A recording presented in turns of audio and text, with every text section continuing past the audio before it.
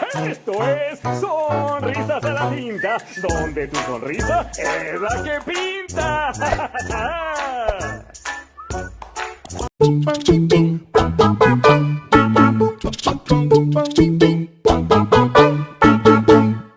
¿Qué tal? ¿Cómo están? Me da mucho gusto saludarlos, muchísimas gracias. Estamos dando inicio a esto que es Sonrisas a la Tinta, donde tu sonrisa es la que pinta. Muchísimas gracias. Ya entrando aquí en el mundo de los trazos del humor, qué bueno que te incorporas. Un abrazo de todo corazón. Y bueno, pues vamos a tener el día de hoy, ya se están dando cuenta, un magno platillo, una magnífica entrevista. Me estoy refiriendo a estar interrogando, estar cuestionando, estar platicando, conversando, intercambiando ideas, ni más ni menos con el genialísimo Matt Bay. Matt Bay, ¿qué tal? ¿Cómo estás? Mi estimado Eloy, un gusto saludarte y sobre todo a tu audiencia, un gusto estar aquí contigo. Igualmente, Matt Bay, muchas gracias. Este que te habla, como ya lo comentaron, Luis, Oscar Manuel Rodríguez Ochoa del diario El Capitalino. Un abrazo a todos y claro que sí, nuestras formas de contacto a través de correo electrónico para que interrogues aquí a nuestro invitado. Este es luy6618@hotmail.com y también a través de WhatsApp con el prefijo más 52 si nos llamas más allá de las fronteras de México. El número es 55 27 16 02 97. Aquí que bueno, pues vamos a iniciar esta charla amena. Háblanos un poquito en este caso. ¿Cuál ha sido tu experiencia dentro de lo que es la censura en México? Vamos ya entrando posteriormente en otras preguntas, pero inicialmente, ¿cómo has visto, cuántas veces has sido tú víctima de esos hachazos que nos dan luego los editores que dicen, este cartón no va por las razones que sean? ¿Cómo has experimentado esto de la libertad de expresión y la no libertad de expresión? Como tal, por ejemplo, en Horizontum, que es mi trabajo más reciente como caricaturista, tanto en hacer animaciones como en hacer cartón político, internamente nunca recibí una censura de mi director o el director editorial, más sin embargo sí me doy cuenta que ya en la opinión pública, en los usuarios, en los que ven el material, sí se dan opiniones muy duras, te tachan a veces cuando eres crítico de algunas cosas que tú consideras que se deben de criticar, te tachan de derechista, de fifí, de que realmente, como dicen, ¿dónde estabas? O te daban chayo antes y como no lo tienes ahora, pues haces esto. Eso sí ya se ha vuelto más abierto, ¿no? Se ha polarizado mucho esta cuestión de tacharte o estigmatizarte en algún sentido cuando criticas, cuando realmente la democracia es eso, ¿no? Una democracia real, tú tienes la libertad de expresar y de sentir y de tener un punto de vista diferente al que se ejerce o al que pueden ejercer muchos en ese sentido. Y una democracia se debe de alimentar de eso, ¿no? De la diversidad de opiniones. No debe de existir una opinión única, si no, olvídate a dónde caeríamos en esa situación. ¿Cuál es el escenario que se ve en los medios de información internacionales en el contexto global? ¿Cómo ves tú esto efectivamente que dices, la no democracia, la sí democracia, las oportunidades que se dan a los medios, a la gente misma para expresarse en el mundo actual? ¿Cuál sería tu percepción? Creo que hay dos conflictos muy visibles que nos ponen en esta disyuntiva de cuando se pierden estas garantías. Uno, por ejemplo, el conflicto entre Rusia y Ucrania. En Rusia está prohibido decir que estás en contra de la guerra, decir que no apoyas la guerra, porque eso en automático te causa una sanción, y una sanción hasta de cárcel, de 1 o 2 años. Entonces, en ese sentido, el que no te permitan expresarte libremente, de que no estás de acuerdo con algo, pues eso es algo terrible. El otro caso pues es Nicaragua con Daniel Ortega, ¿no? El más reciente hecho de que en un avión subió a 40 personas que eran opositores a él y los mandó al exilio, simplemente tal cual. ¿Por qué? Pues porque no consideraba que su opinión cabía dentro de la visión del país que él tiene, y su visión de país es su opinión única. Y eso es lamentable, ¿no? Porque muchos nicaragüenses pues viven en el terror de que ya no pueden expresar abiertamente su opinión de lo que ven y de lo que pasa en su país, y eso es terrible. Esos son dos ejemplos muy claros de cuando se trata de imponer una visión única, sin que haya esa posibilidad de que pueda haber esas voces distintas que pueden nutrir a un país y sobre todo a la democracia. Ok, ya pasando en el contexto periodístico de la relación que guardan los medios de comunicación con el actual gobierno, con los gobiernos anteriores, ¿cómo ves, cómo se está dando aquí esta relación, esta interacción política con gobierno, con presidencia, con todos los que están llevando aquí las arcas de la nación? ¿Cómo estás viendo este factor en el cual muchas veces el caricaturista, el periodista, tiene un acercamiento importante hacia los representantes del gobierno?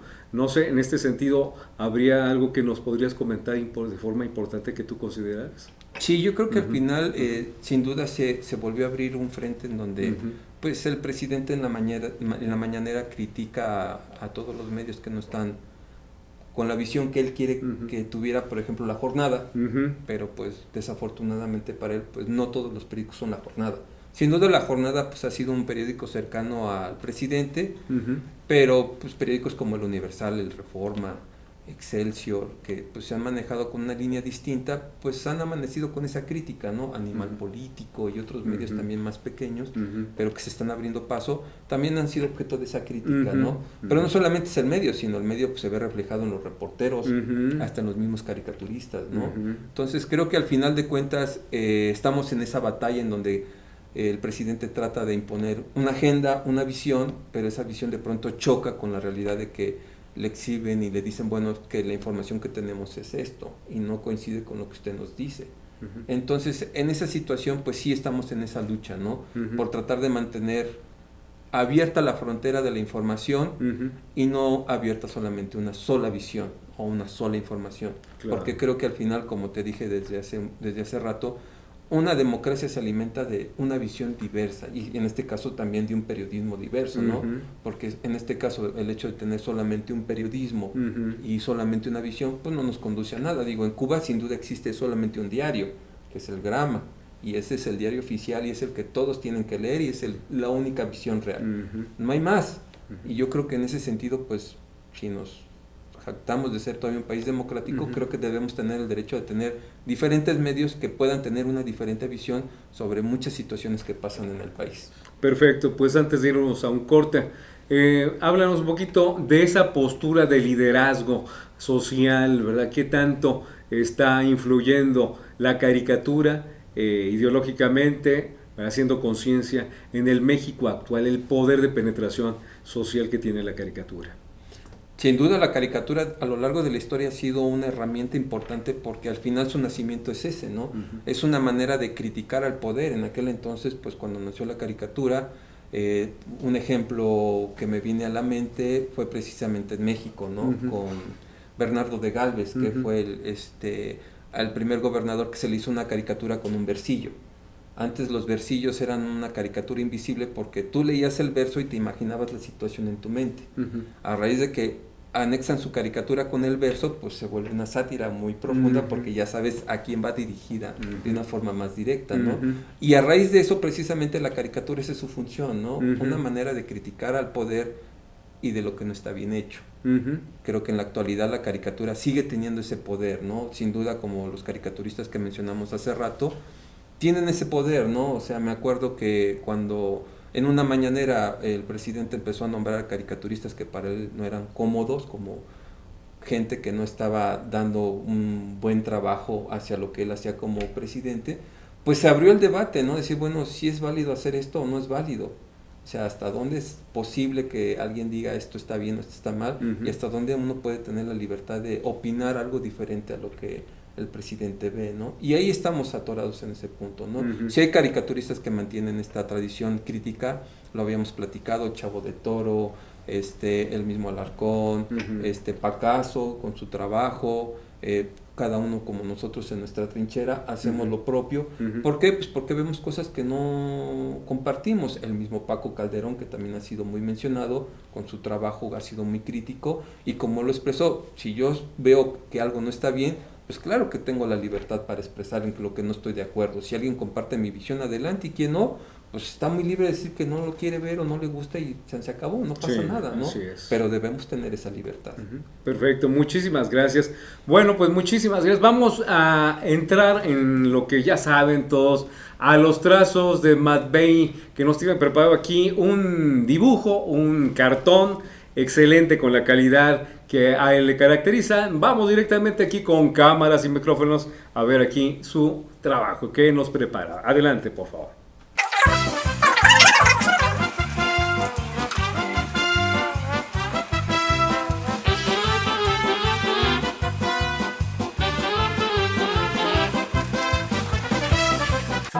Esto es Sonrisas a la Tinta, donde tu sonrisa es la que pinta.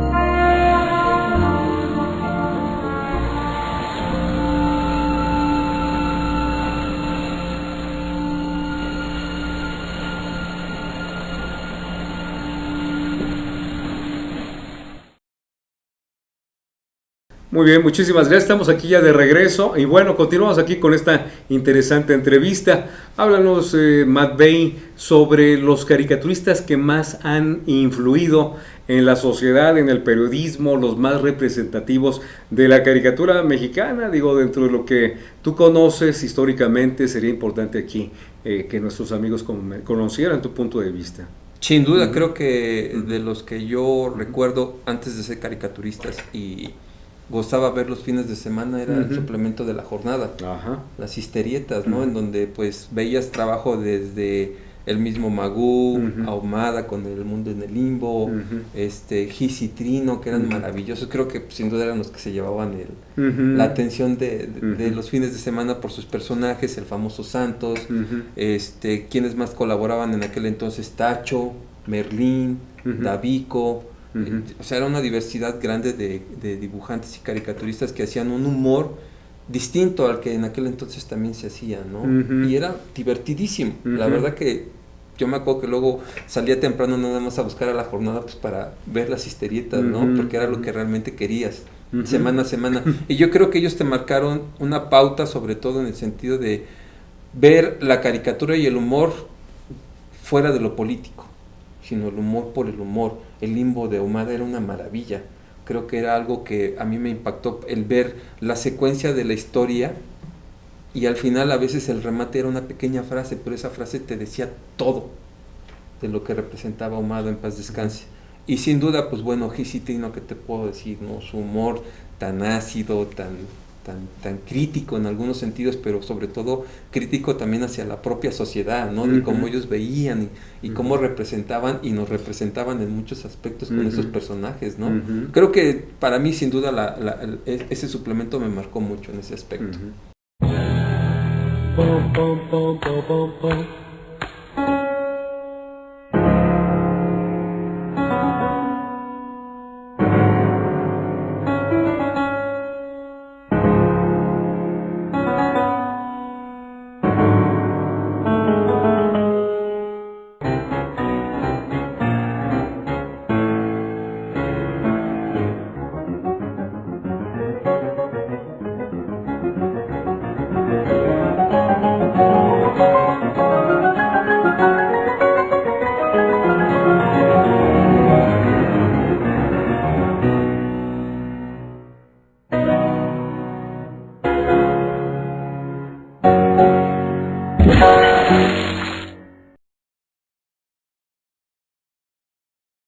Perfecto.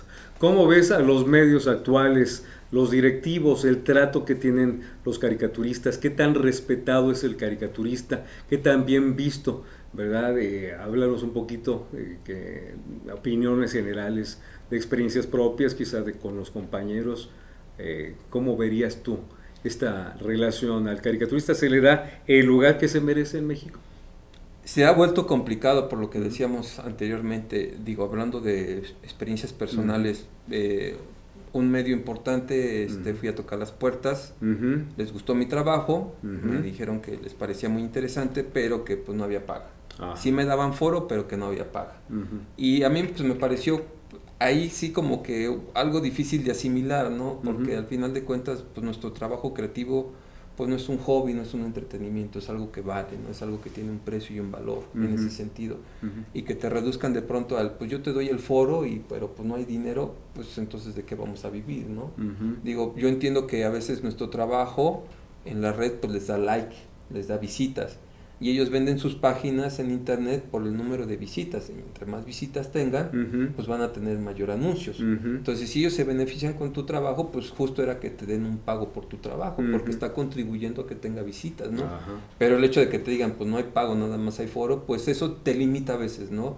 Es una etapa diferente, sí, es una etapa difícil, sí, por momentos, pero pues uno le gusta esto, uno es apasionado de lo que hace, y uno busca y sigue buscando cómo abrirse espacios. En la actualidad pues sí ha sido complicado, como te decía, no es uno, sino a veces son varios medios los que visualizan nuestro trabajo como meramente algo que pues no vale la pena pagar, ¿no? ¿Por qué? Pues porque ya hay memes, ya hay esto, pues puedo agarrar de acá, puedo agarrar de allá, pero no, la creatividad del verdadero caricaturista radica en que te hace algo único, algo que no vas a encontrar repetido en una imagen. Él te crea algo específicamente para tu medio, y creo que ahí está su contribución. Entonces pues sí, es difícil, sí, pero al final de cuentas si uno sigue tocando puertas, tarde o temprano se abre esa puerta que uno busca. Los medios digitales, una nueva ventana, bueno, ya desde hace un rato se está aquí abriendo esta posibilidad de estar integrados a diversas páginas digitales. ¿Cómo ves esto? ¿Es una oportunidad importante para los jóvenes? Para que estén incorporándose, para que estén aquí viéndolo como un nuevo espacio, bueno, para algunos más allá de lo que es los medios impresos, el hecho de saltar ya al contexto digital, pues estaríamos hablando entonces de una nueva expansión de la caricatura en todos términos. ¿Cómo lo verías? Sí, sin duda, sin duda. Creo que al final, como comentábamos hace rato, antes los medios eran simplemente medios impresos, revistas y periódicos. Y uno buscaba, y ahorita me viene a la mente, por ejemplo, Garci, ¿no? Garci cuando comenzó, antes de llegar al Financiero, él comenzó a trabajar en Teleguía y hacía sus personajes en Teleguía. Para los jóvenes que no conocieron esa época, Teleguía era una revista en donde te daban adelantos de los programas y de los capítulos que pasaban en la televisión, y tú podías ver la programación del 4, del 5, del 13 por medio de estas revistitas. Entonces era una manera de enterarte qué es lo que iba a pasar la siguiente semana, curiosamente. Y esa pues bueno fue una primera ventana para él, ¿no? En la actualidad pues bueno, García ha tratado de vincularse a los medios, ¿no? De su trabajo no solamente en el periódico sino en las redes. Y busca abrirse ese espacio y ese foro. Para los jóvenes, sin duda, pues el que haya más medios electrónicos sí les ofrece nuevas ventanas. Y sin duda, si estás comenzando, pues aprovecha esas ventanas, ¿no? Para que vayas de alguna manera adquiriendo esta experiencia y sobre todo la disciplina de saber que tienes que hacer un trabajo, ya sea diario o semanal, pero que tengas esa disciplina de que vas de alguna manera tu mente preparándola para buscar esa creatividad constante, para que el día de mañana, cuando ya tengas bien esa preparación, te pueda ayudar y te pueda abrir nuevas ventanas y nuevas formas para hacer tu trabajo en otros medios. Ok, aquellos que quieren iniciarse, se están iniciando en el mundo de la caricatura, de los trazos, ¿tú qué les recomendarías a ellos? A los que están ya con todo el deseo de ser los futuros caricaturistas, ¿verdad? ¿Qué requieren? ¿Cuál sería tu recomendación? Creo que básicamente me viene a la mente un recuerdo cuando estuve en una campaña para el Consejo de la Comunicación, y en algún momento en esa campaña nos pidieron que les diéramos tips a los niños para dibujar. Yo me puse con los pequeños a dibujar y dibujaban cosas muy elementales, uno ayudaba a que dibujaran cosas elementales. Y me acuerdo que un padre se me acercó y me dice, oiga, es que quiero que mi hijo ya aprenda a hacer esto. Le digo, no, déjelo primero que dibuje por placer, que disfrute lo que está haciendo. Porque si usted le quiere meter de golpe la técnica, lo va a aburrir. La técnica ya es algo diferente, o sea, es aprender la disciplina de cómo hacer un dibujo más estructurado, la técnica del sombreado, y eso ya requiere que el niño no solamente tenga el gusto, sino que tenga el deseo de dar el siguiente paso. Primero déjelo ahorita, que disfrute, que ame lo que está haciendo. Y si él por iniciativa dice, papá, pero es que esto ya no me queda aquí, esto cómo le hago aquí, entonces ya el niño está pidiendo por sí solo que quiere aprender técnica. Entonces sí, adelante, apóyelo. Pero si ahorita dibuja por placer, no le mate el placer, déjelo dibujar por placer. Excelente. Igual para los jóvenes, ¿no? Si ahorita sigues dibujando por placer, pues sigue dibujando por placer, sigue practicando, sigue haciendo tus dibujos. El día de mañana que sientes el deseo de decir, esto ya lo quiero llevar a otro nivel, entonces sí estamos hablando que vas a querer aprender técnica, y entonces sí, búscate una escuela, busca a alguien que te dé clases y te ayude a profundizar en tu trabajo. Mientras, si solamente lo haces placer, sigue haciéndolo por placer. Ese es el mejor. Excelente, excelente, excelente tu punto de vista, coincido completamente. Y bueno, pues nos estamos despidiendo ya. Comentarios finales, algo que quieras aquí puntualizar, que quieras transmitir ya en este último bloque. Quisiera mandarle un saludo a mi papá, excelente, a mi mamá, a perfecto, Rodolfo Carrillo Silva, a mi mamá Rosa María Escudero. Quiero agradecerles no solamente por haberme apoyado en mi decisión de ser caricaturista, sino en haberme permitido abrazar una profesión que al día de hoy me permite ser alguien totalmente feliz con mi persona, con mi vida y con lo que hago día a día. Y en verdad, gracias por dejarme ser feliz en este camino que abracé. A mis papás, los quiero mucho. Gracias. Excelente, excelente, excelente, único, único. Muchísimas gracias, de veras. Pero bueno, pues antes de concluir, nos vamos a ver cómo terminó sus trazos Matt Bay. Adelante, vamos allá.